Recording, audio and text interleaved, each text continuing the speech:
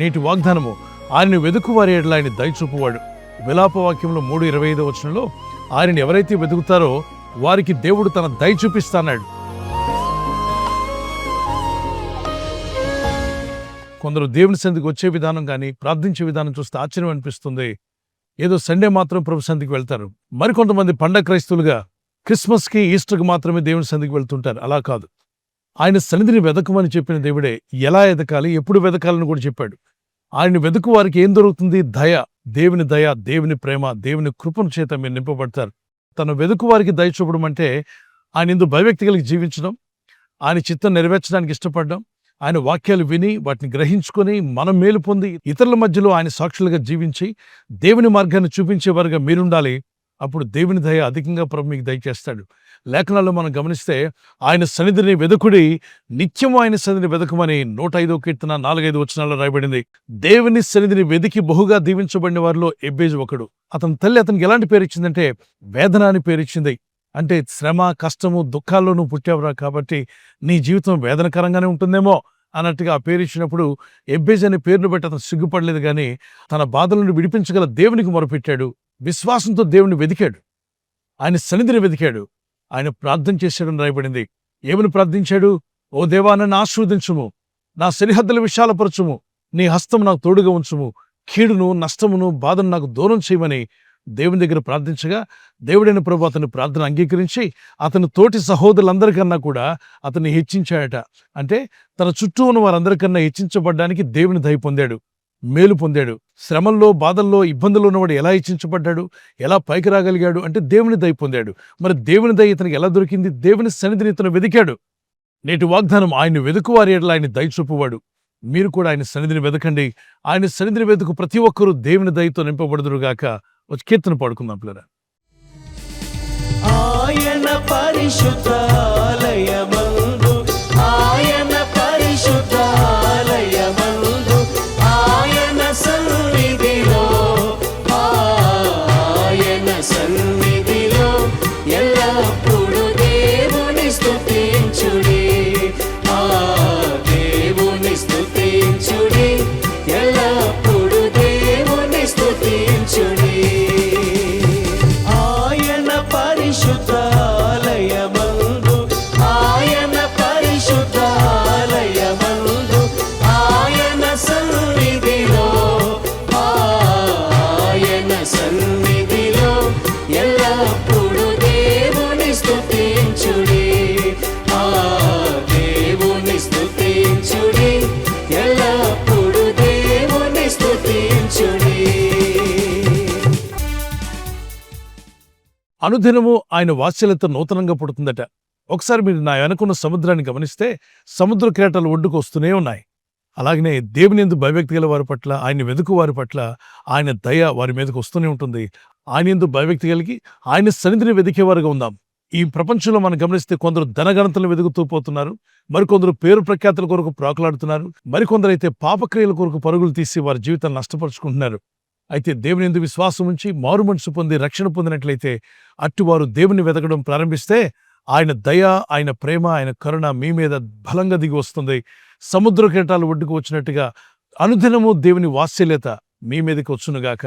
ప్రార్థన చేసుకుందాం. పరలోకమందున్న మా తండ్రి, ప్రభువా, మొదట నీ రాజ్యము నీతిని వెతికినప్పుడు మా అక్కర్లు తీరుస్తాను వాగ్దానం చేశావు. నీ ప్రజలు నీ రాజ్యమును నీతిని వెతకగలిగే మంచి మనస్సు, హృదయాన్ని వారికి దయచేయండి. వీరి జీవితాలను ఇబ్బంది పెడుతున్న సమస్త చీకటి శక్తులను దూరపరిచి నెమ్మదిని, సమాధానం వీరికి అనుగ్రహించండి. తండ్రి, వీరి కుటుంబస్తులందరినీ రక్షణలోకి నడిపించండి. ఈరోజు ప్రార్థించి ప్రయత్నించబోతున్న శంకుస్థాపన అయిన, గృహప్రవేశమైన, ఒక బిజినెస్ ప్రారంభిస్తున్నా, ఉద్యోగ ప్రారంభానికి వెళ్తున్నా, ఒక మంచి కార్యక్రమాన్ని ప్రారంభిస్తుండగా, నేను వారి బిడ్డల వివాహం కొరకు ప్రయత్నాలు చేస్తుండగా వారు చేస్తున్న ప్రయత్నాలు ఫలించలాగున మీ దూతలుగా ఆజ్ఞాపించండి. ఎవరైనా హాస్పిటల్లో ఉన్నా, ఐసీయూలో ఉన్నా, ప్రభు, ఎవరైతే సీరియస్ కండిషన్లో ఉండి బాధపడుతున్నారో వారికి యేసు నామములో స్వస్థతను అనుగ్రహించండి. కృంగిపోయిన వారిని లేవనెత్తండి. మీ గాయపడిన హస్తమును చాపి వారికి ఉన్న సకల రోగాల నుండి విడుదల ఇచ్చేయి. వారిని లేపి నడిపించడాన్ని సాక్షులుగా నిలబెట్టుకోండి. ఈ ఉదయకాలం ప్రతి రోగి యేసు నామములో స్వస్థత నొందునుగాక. తండ్రి, ఈ దినం ఎవరైతే ప్రయాణమై వెళ్ళబోతున్నారో, అది రైలు మార్గమైన, ఆకాశ మార్గమైన, బస్సుల్లో, వాహనాల్లో ఎక్కడ ప్రయాణం చేస్తున్నా, రోడ్డు మార్గంలో ఏ వాహనంలో వారు ప్రయాణం చేస్తున్నా, నీ ప్రజలకు కాపాడే దూతలను పంపండి. నీ చిత్తం నెరవేర్చేవారుగా, నీ దయ పొందేవారుగా మేలు పొందేవారిగా చేసి వీరిని బలపరిచి మీ నామానికి మహిమకరం నిలబెట్టుకోమని యేసుక్రీస్తు పరిశుద్ధ నామములో అడిగి వేడుకుంటున్నాను నా పరలోకపు తండ్రి. ఆమేన్, ఆమేన్. God bless you. ప్రభు కృప మీకు తోడే ఉండుగాక.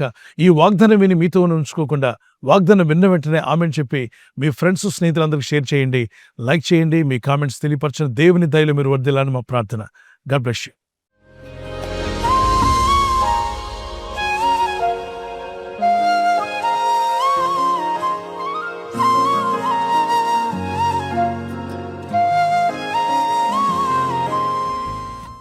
బర్త్డే జరుపుకునే వారికి happy birthday to you all. May God bless you. Many more returns of the day. ప్రభు మిమ్మల్ని దీవించి దయాకిరీటం ధరింప చేయనుగాక. మీకు వాగ్దానం యెషయా 48:17 నీవు నడవవలసిన త్రోవను నేను నడిపించుదును.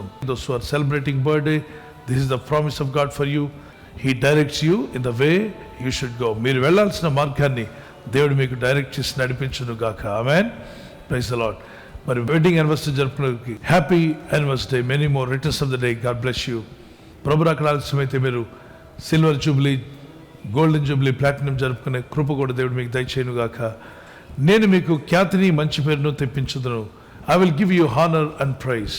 జెఫన్యా 3:20. ఈ వాగ్దానాన్ని బట్టి దంపతులని మిమ్మల్ని దేవుడు దీవించి ఒకరి పట్ల ఒకరు ప్రేమానురాగాలు పెరిగినట్లు love and affection may increase between husband and wife. Nothing in the world can come with you but show your love and affection. They will never forget. May God bless you. ఒకరి పట్ల ఒకరు సహనము ప్రేమ కలిగి ఉండేవారుగా ప్రభు మీ కుటుంబాలను ఆదర్శ దంపతులుగా మార్చును గాక. ఆమేన్. God bless you. ఆయన పరిశుద్ధాలయమందు, ఆయన పరిశుద్ధాలయమందు, ఆయన సన్నిధిలో, ఆయన సన్నిధిలో ఎల్లప్పుడూ దేవుని స్తుతించుడి. దేవుని స్తుతించుడి, ఎల్లప్పుడూ దేవుని స్తుతించుడి. ఆయన పరిశుద్ధాలయమందు, ఆయన పరిశుద్ధాలయమందు, ఆయన సన్నిధిలో, ఆయన సన్నిధిలో ఎల్లప్పుడూ దేవుని స్తుతించుడి. దేవుని స్తుతించుడి, ఎల్లప్పుడూ దేవుని స్తుతించుడి.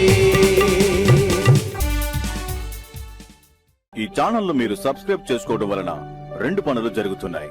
ఒకటి, సువార్త జరుగుతున్నది, ఆత్మలు రక్షించబడుతున్నాయి.